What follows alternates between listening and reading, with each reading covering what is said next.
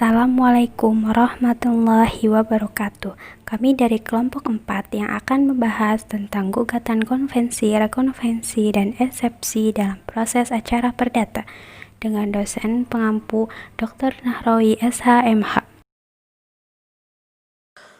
Bismillahirrahmanirrahim. Baik, saya akan menjelaskan tentang gugatan konvensi. Kata konvensi jarang digunakan dibandingkan dengan istilah gugatan. Karena istilah konvensi baru akan dipakai apabila ada gugatan rekonvensi yang nanti akan kita bahas. Contoh dari gugatan konvensi ini dalam suatu kasus kita dapat menemukan bahwa ketika penggugat asal, sebut saja si A, digugat balik oleh tergugat yang kita sebut juga B, maka gugatan si A tersebut disebut dengan gugatan konvensi dan gugatan si B disebut dengan rekonvensi. Baik, setelah tadi saya menjelaskan tentang gugatan konvensi, maka sekarang saya akan menjelaskan gugatan rekonvensi. Adapun gugatan rekonvensi telah diatur dalam pasal 132A HIR yang maknanya adalah gugatan balik yang diajukan tergugat sebagai gugatan balasan terhadap gugatan yang telah diajukan oleh penggugat kepadanya. Dalam proses pemeriksaan, konvensi dan rekonvensi dapat dilakukan secara berbarengan atau bersamaan. Dan ketika gugatan konvensi tidak diterima, maka secara otomatis gugatan rekonvensi tidak dapat diterima. Karena antara kedua gugatan tersebut terdapat koneksitas yang sangat erat.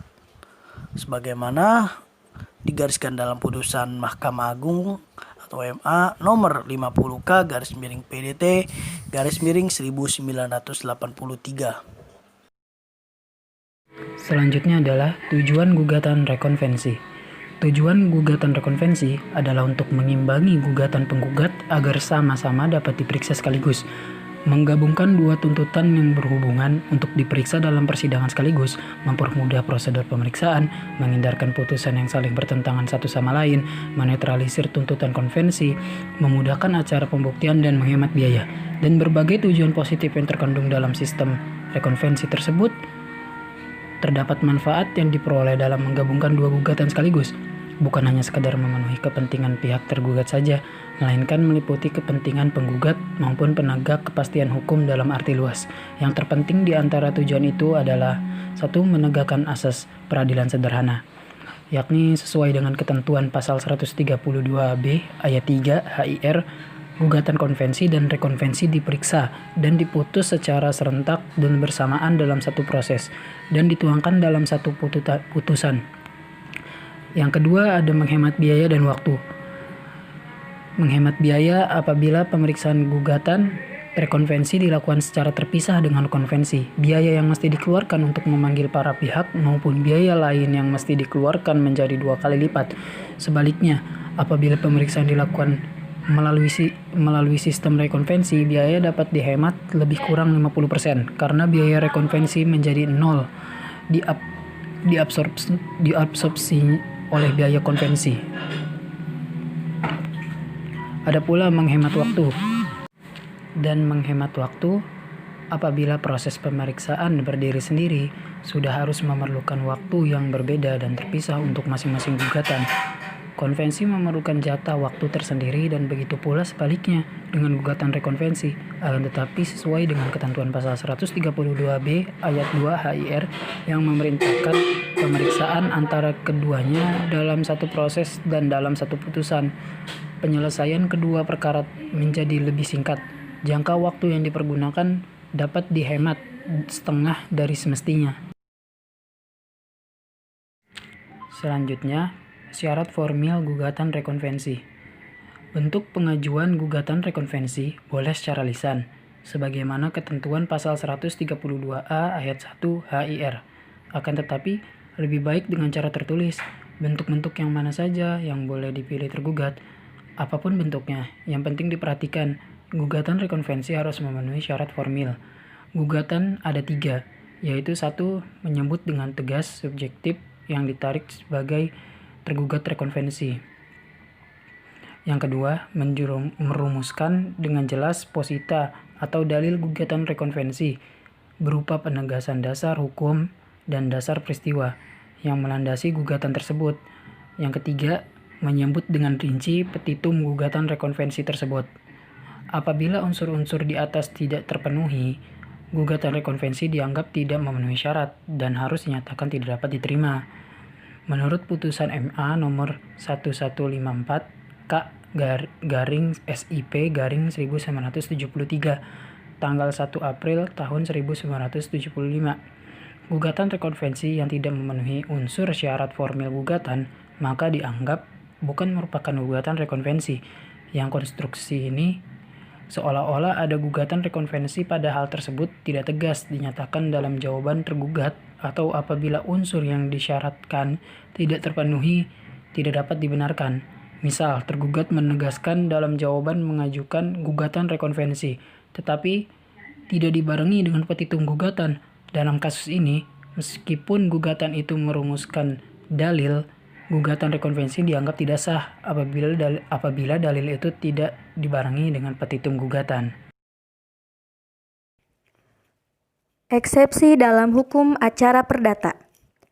Eksepsi adalah keberatan yang diajukan terdakwa dan atau penasehat hukumnya terhadap syarat hukum formil, belum memasuki pemeriksaan hukum material. Pengajuan eksepsi diberikan kepada terdakwa setelah jaksa penuntut umum selesai membacakan surat dakwaan.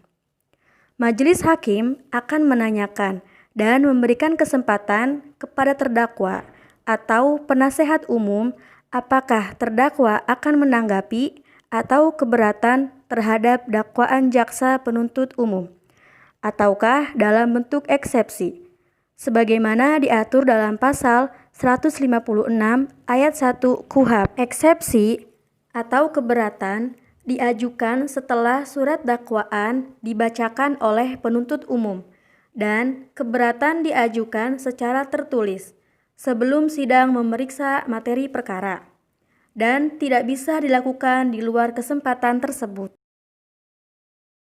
Selanjutnya, ada ruang lingkup eksepsi. Ada 3 macam keberatan yang dapat diajukan sekaligus, maupun memilih salah satu yang ada relevansinya.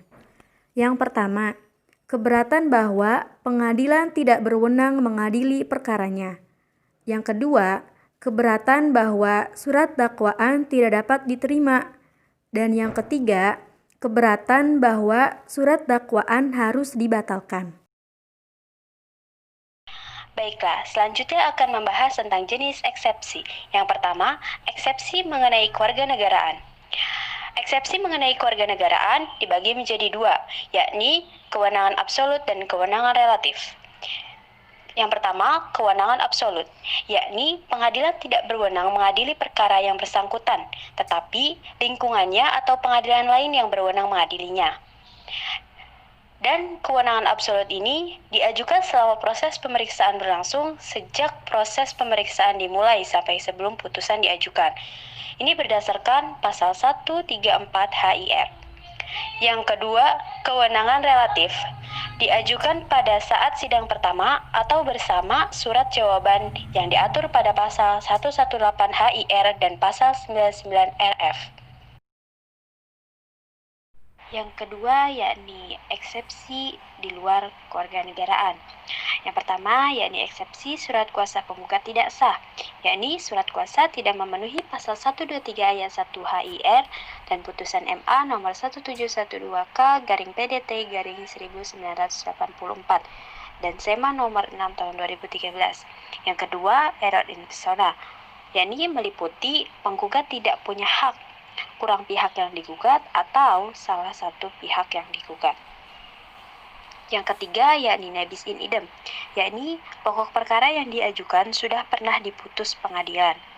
Yang keempat yakni obscure libel, yakni tidak jelas dalil gugatan, tidak jelas objek sengketa, petitum dan posita tidak sejalan, petitum tidak jelas.